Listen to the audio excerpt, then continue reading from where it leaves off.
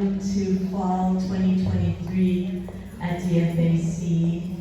We're going through big changes. I think you might know that. Or if you don't, we'll be welcoming a new director starting Monday, saying goodbye to our director, Georgianne Bissett, of 19 years. We've had some promotions within our staff, one being Todd Still, who is our new Chief Programming Officer. We tease him because he's a Star Wars aficionado, so he's like a CP3O now.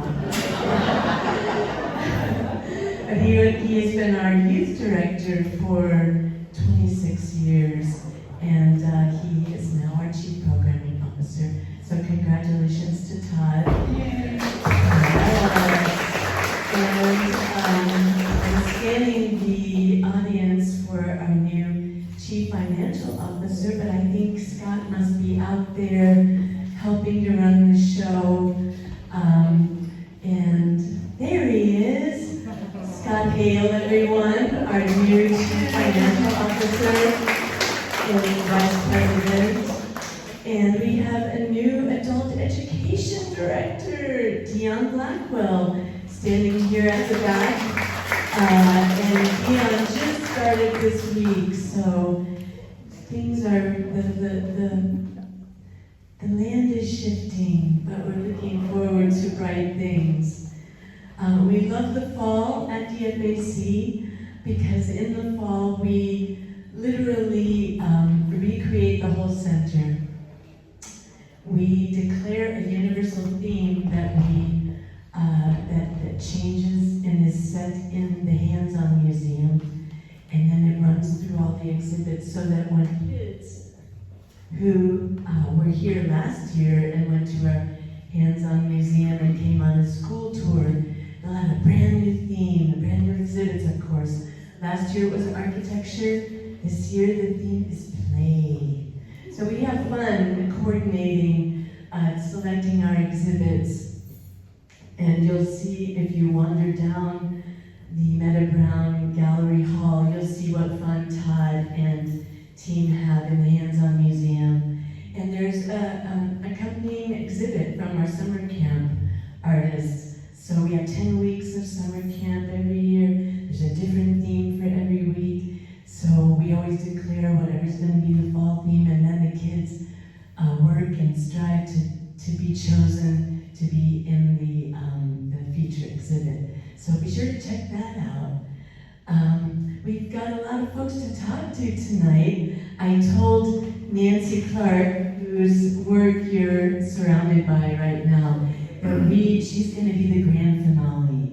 We're going to bask amidst her work, and we're going to talk to everybody else, or listen to Todd talk a little bit about the kids. Nathan introduced a show that he curated at home in the City of Ghosts, which is fabulous, down the hall. And I'm just going to make a little mention of Amy Santaferraro, who's in the Gamble Gallery. So mind you, we have 6 exhibits opening tonight. We have a new faculty exhibit upstairs. So when folks come in and want to take a class, they can go and see work by an artist they might like to work with.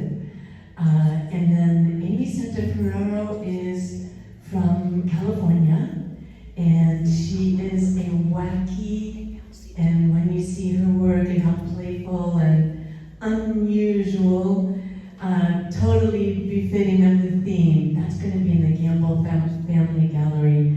Now, in every gallery, we do have the artist statement, which I encourage you to read and familiarize yourself with how accomplished and intriguing these folks are. So I will now pass the mic to Todd to have him tell us a little bit about what's going on in the David L. Mason Hands-On Museum, what you did down there, before we move on to Nathan. Yay! So So yeah, I've been here 26 years, and the concept that when I first started here in '97 was the expansion created this section of the building down here in this gallery. And the vision was to have artwork on display and then have a companion area for the kids to go in and do art activities related to things that they see in the gallery. So that's part of the concept. And so with multiple expansions, the kids' areas move from there down to there. And the theme is a Toy Story, new and beloved favorites. The second week of summer camp, that's the theme that they work with. When you go down there and you look up in the ceiling, you'll see some murals that were from that week. In the gallery, there's the artwork, there's clay pieces and such. We try and build and incorporate low-tech to high-tech activities down there. So we have old favorites like Lincoln Logs and Tinker Toys, but then we also have oil pastels with you can turn into watercolor because we don't want to have free raining paint and because you have art so close. So basically they can color with the oil pastels and then a special brush with water that they can turn into watercolor. We have a green screen theater down there, which is really fun. We just updated. And we have a combination of high-tech and low-tech, which is UV-powered crayons. So you can draw with these giant crayons by pressing on a foot pedal and reactive material in there. So there's a lot of cool stuff down there. Miss Shannon is who has kind of moved up, and she's taking over my position, the Director of Youth Education. And then Miss Ashley over here is the new Youth Ed Coordinator. So she's kind of it's kind of nice because then we can have a nice transition and continue the stable, consistent offerings that we have going on here. So I think I'll pass it on. Anything else? Arms are Nathan. Thank you, Todd. Well, I love this. I always love the fall season because we get to coordinate the whole building towards a theme. And this was especially fun, as it should be, since our theme is play. Before I talk about the show that I curated this fall, it's called At Home with City of Ghosts in our Douglas Whitley Gallery. On the way to Douglas Whitley Gallery is another really fun show that we put together mainly through Instagram. Finding artists on Instagram. It's called Play On, and it features artist-made toys. So we have artists from New York City, California, New Mexico, Philadelphia, Maine. Yes. Richard Entel and his daughter Emily from Maine. And it's a really interesting show. Unfortunately, they're all under plexi, so no one can play with them. And part of the reason for that is a lot of the toys that we're on loan are from the artist's personal collection because the editions are sold out. But there is a lot of it for sale as well. Christmas is coming. At Home with City of Ghosts is a very, very special project for me. I've said this before in talks, so I'll say it again. As curators, we also partake in learning at the Art Center. We are encouraged and encourage each other to play and to explore and to take risks and try new things. And this is especially prevalent in an exhibition like this where we're using a lot of new media. And what I mean by that is video, animation, and things like that. Thankfully, I didn't have to make any of those. They were sent here to us. At Home with City of Ghosts was inspired by a show, an Emmy Award-winning and Peabody Award-winning show on Netflix called City of Ghosts. It was created by a brilliant woman in California named Elizabeth Ito. It tells the story of Los Angeles and its history through the eyes of a group of children who hunt ghosts.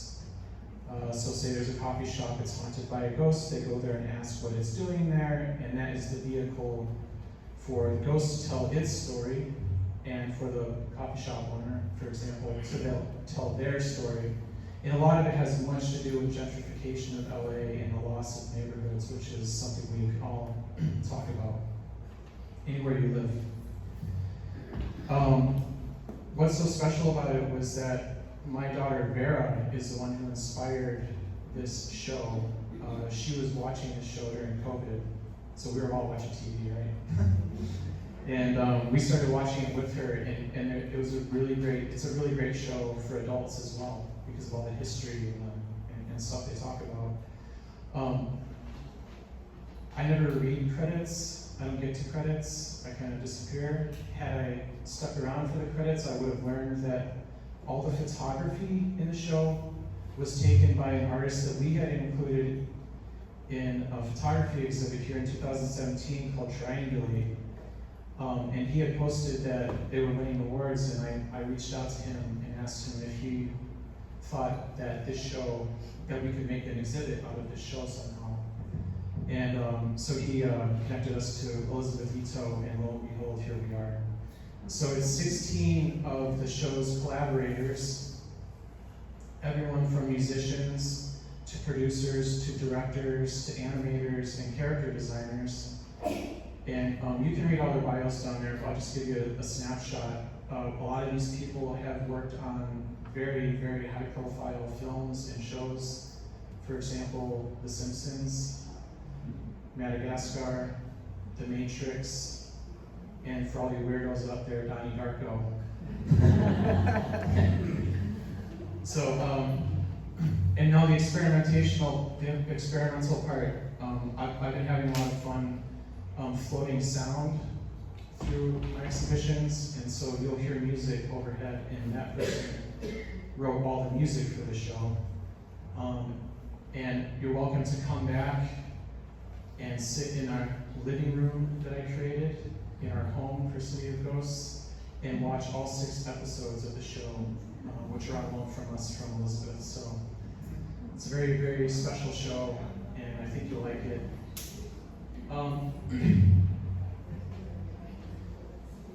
We also, every season, we have a call for art. And so we're going to move on into our Rossi Gallery, which our blue gallery here.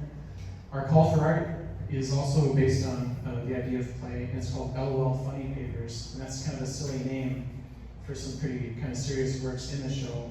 But we wanted people from our community who are working with comics or illustrations or zines or graphic novels, or maybe even people like Barbara Hubbard who cut and paste those kinds of things into mixed media works. So that is a call for art, and it was juried, but everybody made it in, so that was nice. But also judged by our new curator at the Bleecker Rapper Museum. I hope you've all had the chance to meet Sarah Felice. She's a wonderful, wonderful young woman, and doing a great job up there. And I'm just gonna, if any of the artists are in the room, can you raise your hand? I think we just got one up front here. Okay. They're coming later. LOL. So we had some awards, and I'm just going to read them off quick. Our best of show was Caitlin Crockett. She runs Print St. Pete. Hopefully she'll get here to speak. For Welcome to My Adult Life, it's a zine. First place goes to Barbara Hubbard. She's one of our community's most beloved, and also the Dean of the Arts at SPC. Okay, very talented artist for Quantum Entanglement 5. Second place goes to Nathan Hines for Cook Your Pork, a very interesting pen and ink. He's relatively new to our community, but he's been very active in all of our call for art, so it's good. Third place goes to Reese Meatyard, that is his name,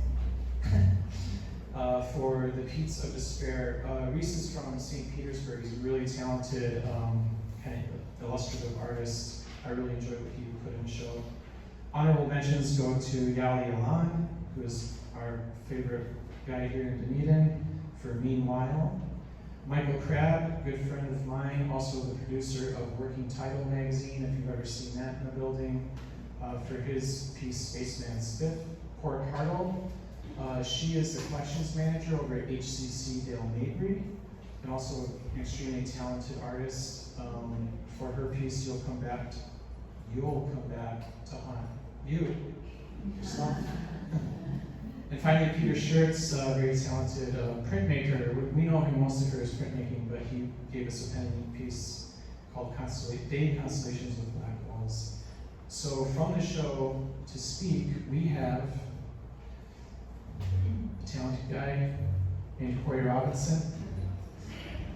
I'm going to let Cory talk about himself because he's prepared the whole thing here. But I just want to show you a little something here. You might know this magazine. You seen it around? Yeah. Let me find it. Every week, you'll find one of these in the middle, and that's Cory. So that's pretty fun. Yeah.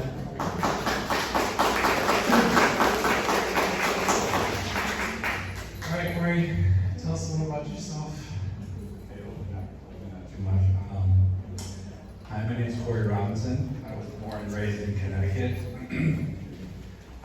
I started skating at age 9, skateboarding at age 9. It's definitely determined my art path. The activity of skating is directly linked to my art. There are graphics on almost every skateboard. I was immersed in looking at graphics and obsessed with skating so young. So many artists I'm influenced by today have gone far past the skate industry and become huge artists or filmmakers. The act of skateboarding, I feel, also made me feel more comfortable putting myself out there with my art. When you grow up trying tricks and falling and getting back up and trying, I think that made me feel more comfortable and less concerned about what people would think. When you constantly fall down in front of strangers, you become jaded to being embarrassed or caring what others think. This plays a lot into my art. You're creating things and thinking, will people like this? Do I like this? Should I share it? I feel like skating made me look past this or not even think about it at all. I attended Central Connecticut State University where I majored in film production and minored in painting. CCSU was not known as an art school, and I almost failed my painting minor because my teacher said my color palettes were too bright and my art was not fine enough. I graduated with a C in painting. After I graduated from college, I moved to Philadelphia, mostly because of the skating scene there. I worked a lot of different jobs when I first moved there, and I had a friend that offered me a solo art show at a very popular coffee shop he was working at. I had no idea that people would actually want me to show my work. At this time, I was just making stuff for my friends. This was exciting to me and gave me a spark. I actually sold all my work at that show, and I was shocked. This really lit a fire under me to get more shows wherever they may be. This one show also propelled me to get a job making art full-time. I was recruited to start freelancing with Urban Outfitters. They had a position to make art in-house for their retail locations in Philly. I did freelance for 2 years and then moved into a full-time position that lasted 16 years. I was the senior display coordinator. I came into that role as an artist and left the role as a multidisciplinary artist to work with so many different materials, mediums.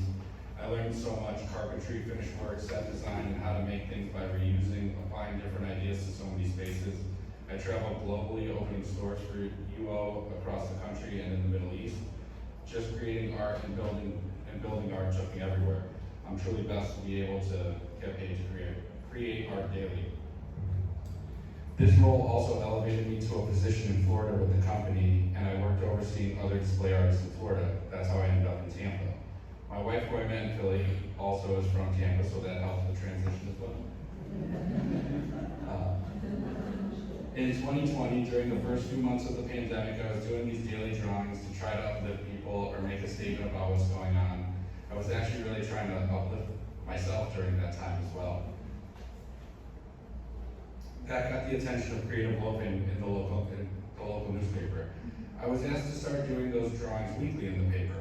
I love working with Creative Loafing, and they let me draw and put whatever I want in my illustrations.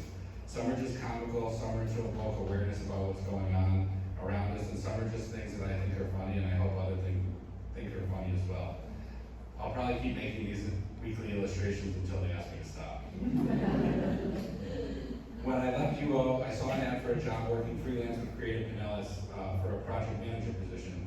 I applied and have been with them since April. I've done a mural with them before in 2021 in Erie Park in Nealman, and this gave me a foot in the door.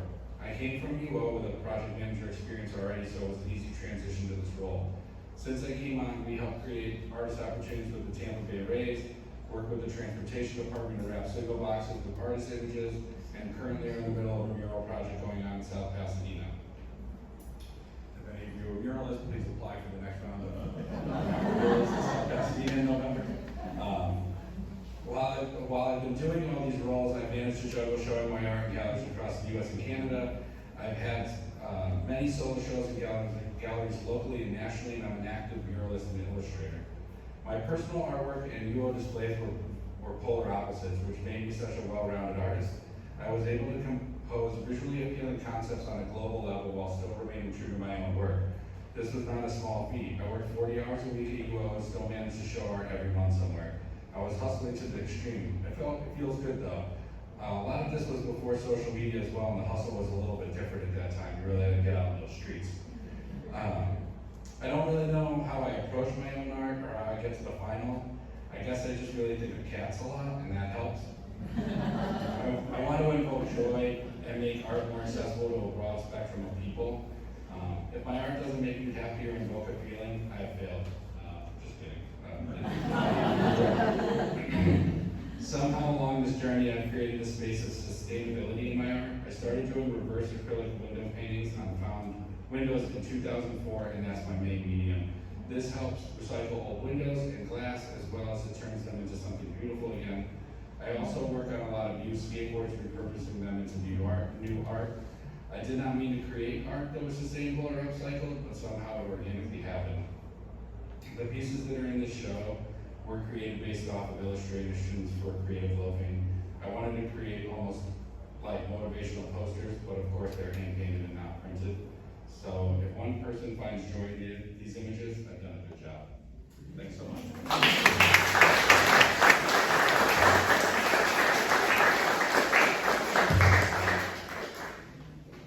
Thanks, Cory. And one person did find joy. They bought one of his pieces already.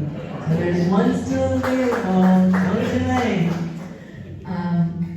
Wow, that's fantastic. I'm gonna seek you out after the talk because I also have roots in display, but I love the display at anthropology, and that's amazing. You got to travel the world. Great to hear. Always fascinating to hear the background of an artist and what everybody goes through to make their life. I'm so glad you're here with us.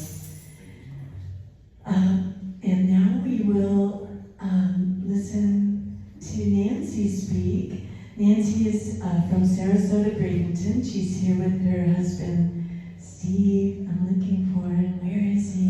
Oh, yes.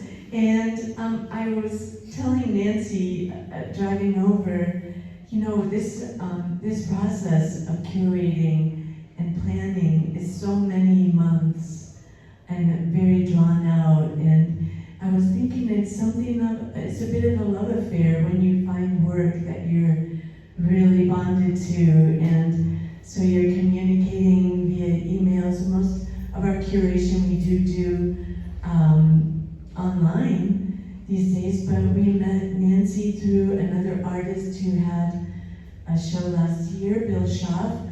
Leslie Newman is here tonight, and both Leslie and Nancee studied with Hiram Williams. So the art world in Florida, there's so many connections. Hiram Williams was a beloved teacher at the University of Florida, so that was part of your background. But having met you a year or so ago and then seeing your work, we're just so honored to have it come to fruition tonight and to have you with us to share more about it.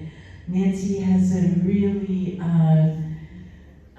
varied background. She's been a professor. She's worked at the Ringling School of the Arts, teaching in a variety of painting, figurative painting. Also, I saw animation on the list, but I am going to let you tell it yourself. Okay, so welcome, Nancee Clark.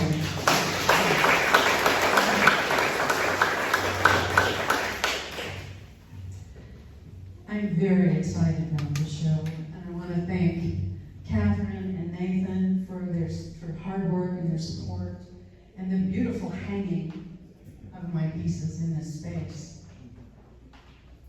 I'm so appreciative. A little bit about me. I live in a little house with a jungly background on a lake with my beautiful husband and my cat, John Wayne. I like to plant things, hence the jungly backyard, make food, pursue that something that is beneath everything, and I love to travel. In addition to painting, I do, like Catherine was saying, have an academic background, having taught over the course of 30 or so years at the University of Florida, at Santa Fe College, and at Ringling College of Art and Design. And when I was teaching at Santa Fe College, I was also the coordinator of cultural programs for 5 years. And at Ringling College, I was the director of continuing studies and special programs. And I implemented the college's first international travel program, an annual trip to the south of France to experience cave art in the Dordogne. Awesome trips. About my work. For me, this evening, compressing a lot of information into a tidbit has been challenging, but here I go. My show title is Insights and Follies. I find humor in life's absurdities. Giving you some context here, some years ago, following the impact of family tragedy, my work shifted. It began with a series of colorful monotypes using images of monkeys on fruit-strewn tabletops.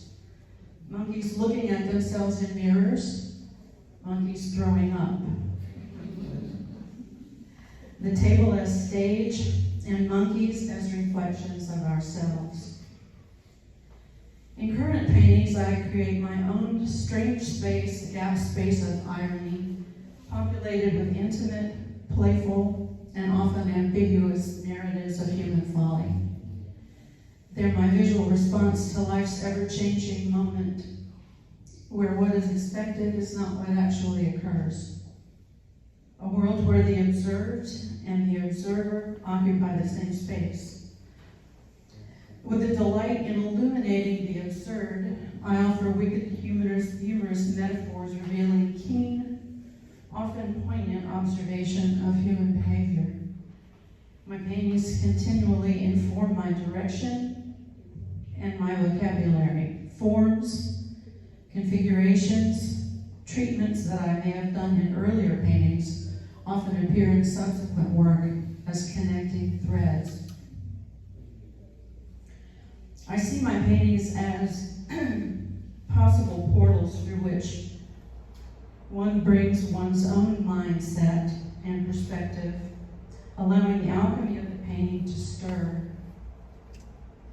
changing the experience of canvas and paint into an encounter with a bit of magic or some transcendental energy. I aim for this. The launch pad for my paintings is my sketchbook. It fosters idea generation by providing a free pass to just draw anything. Some sketches become formal paintings that evolve into a new version of the original idea. Some just remain in the sketchbook. Drawing is primary to my painting, and it's the skeleton and continuing definer of my imagery. Chapter 6. But the real creative process, the magic, it happens on the canvas with risk-taking, faith, and courage.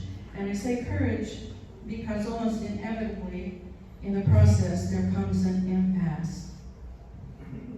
A point where I'm stuck. Things are not working and I have to step away or turn the painting against the wall for a while. A day, a week, a year or more, as was the case with Hanuman with mirror. This painting over here. It was against the wall for about 10 years. Truly. Then going back to it, going back to the painting, being present with the work, work sincere, seeking pure attention, I realized that there is a paint passage or a description in the piece that I'm protecting. I want to keep it. It's precious. I'm proud of it. My ego has gotten involved in the process. And although I'm attached to that sacred section, it's in the way, I have to surrender to the painting and paint it out. Then voila, I've made space for the painting to work. Of course, the impasse is not always an ego block. Sometimes it's a matter of having to recraft parts, adjust the color, adjust the value, or toy with the structure.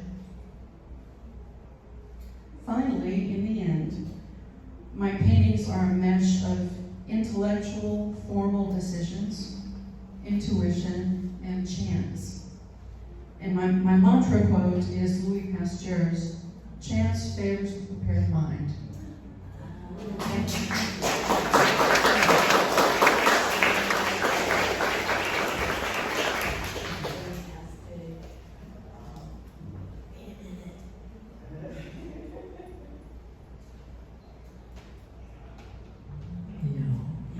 Fantastic. Thank you, Nancee. Fantastic. Yes. I'm intrigued by your little book. Wow. Ah, yes. And the little index tabs. We will have a question and answer session. Does anybody have any questions for our esteemed panel?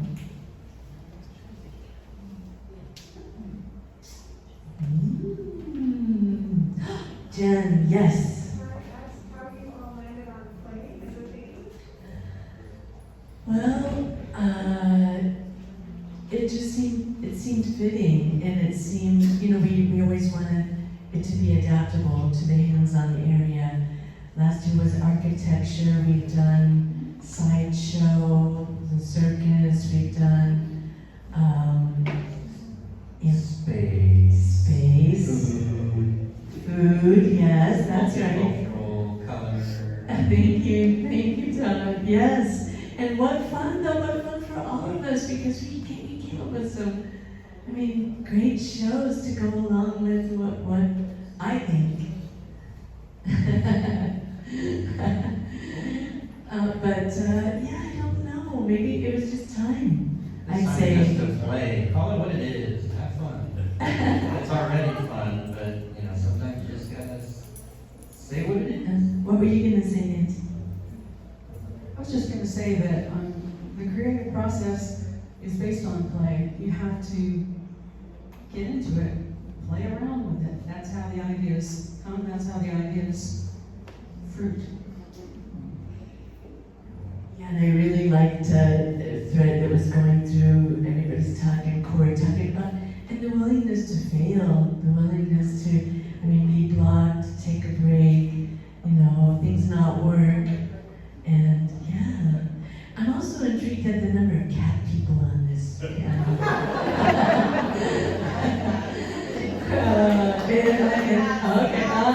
Okay.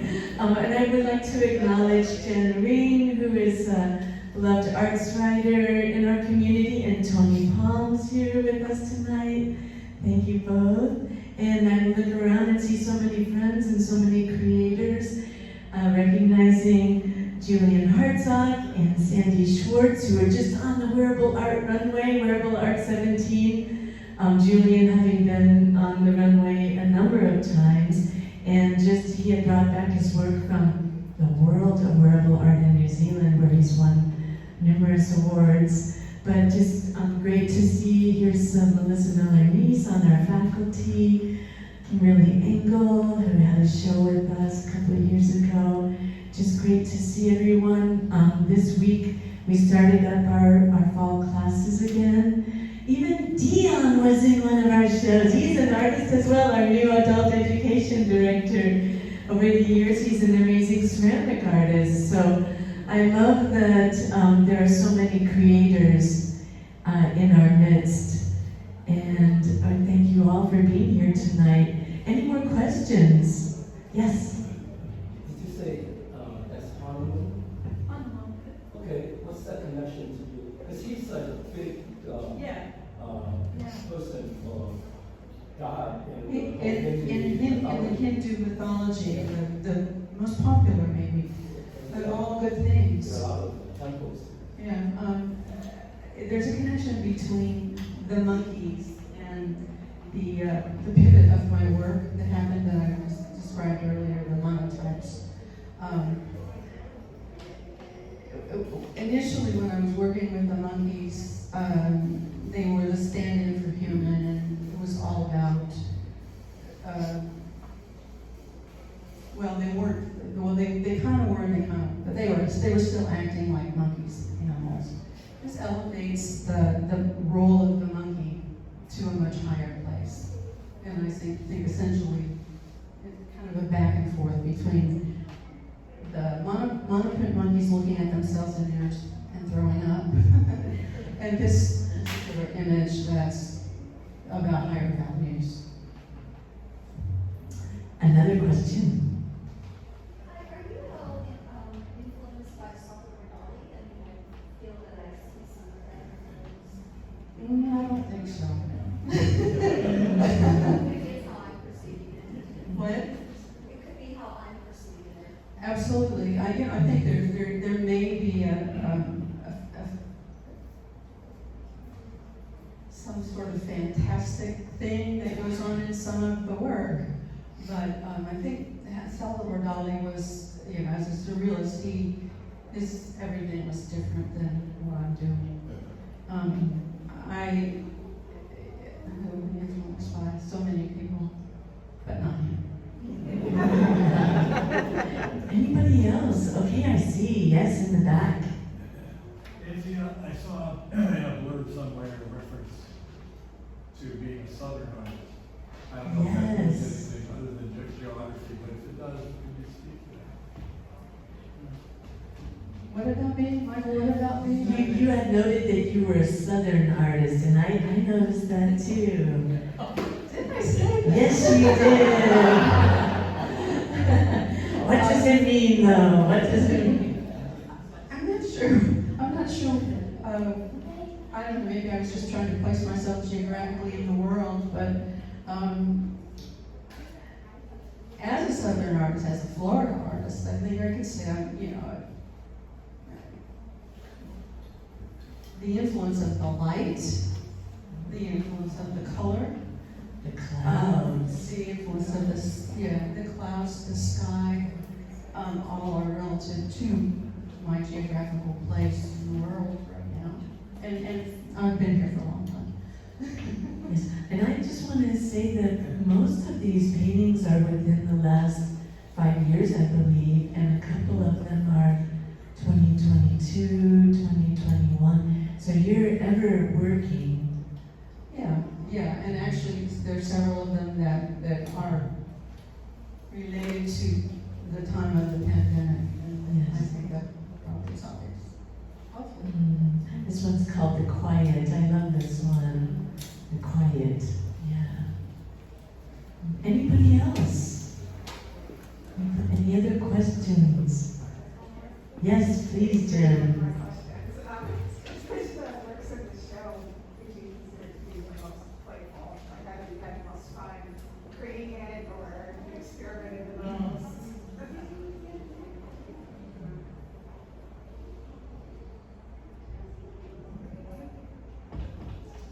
It's a very difficult question for me, but perhaps it's going up. That's the one I would choose. With the balls. The Bellboy. I love that one. The bellboy or the elevator operator. So what inspired that piece? What inspired that piece? Well, okay, I'll try to make it short. It was during a time when my aunt was in a care home and for Alzheimer's, and there was a woman who was talking to a wall, and that's kind of where it came from.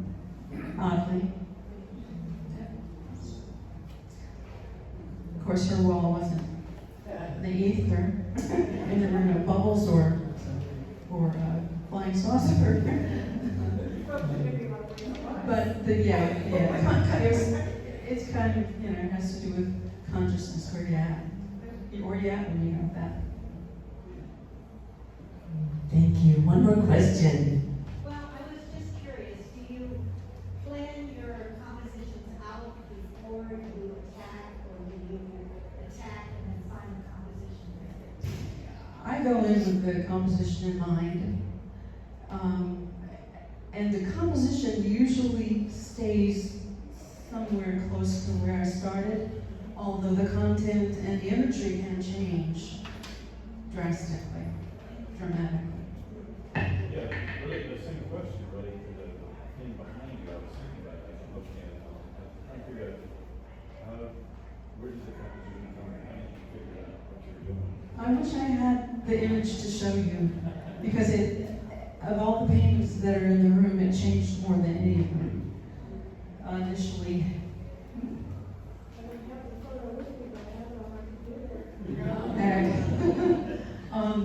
This painting had 3 figures in the beginning and a bust of an animal on the table. So that gives you some idea about the change that came about. And then the figure, it was 4, 6 figures, 6 different figures. They weren't working. Too big, too small, misplaced, awkward. So, It is intriguing. The table with so many legs. Right, yeah, well, I mean, yeah, and it's large, it is, what is the purpose? is that a question? Yeah. I mean, it's the question I asked, when I look at it. Tables have been in the work for years and years, and I just finished maybe 3 paintings of tables that were attended by a lot of figures, meetings, committees, and in this one, everybody left. It was a Zoom meeting. So it's called The Quiet, and it's kind of ironic because behind the figures forming clouds, and below the figure there's a lot of rhythm going on across the horizon. So that's what it's about visually. Does that make sense? Yeah, sure, because I just took a few pictures earlier of people's feet, and I put them doing that art show just because feet like talking to each other. They had to put together a collection of all these feet, and what they're saying, what people are saying to each other, and that's what I saw on the legs here. Some kind of communication going on, and like on the top, there's empty landscape. Well, I have to give a little credit to my mentor, Hiram Williams, who's a figurative painter also.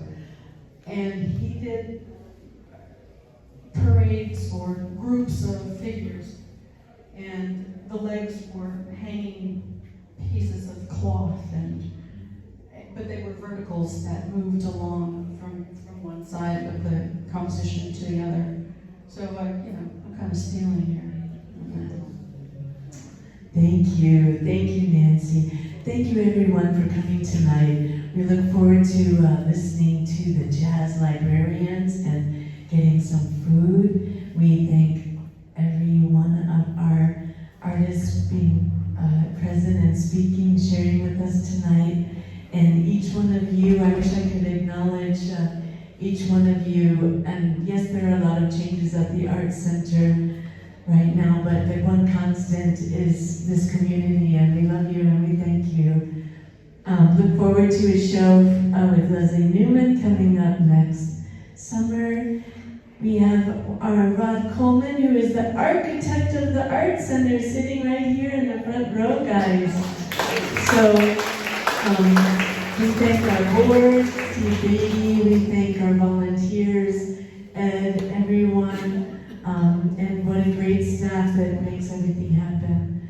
Have a fun night tonight and keep the conversations going. Thank you.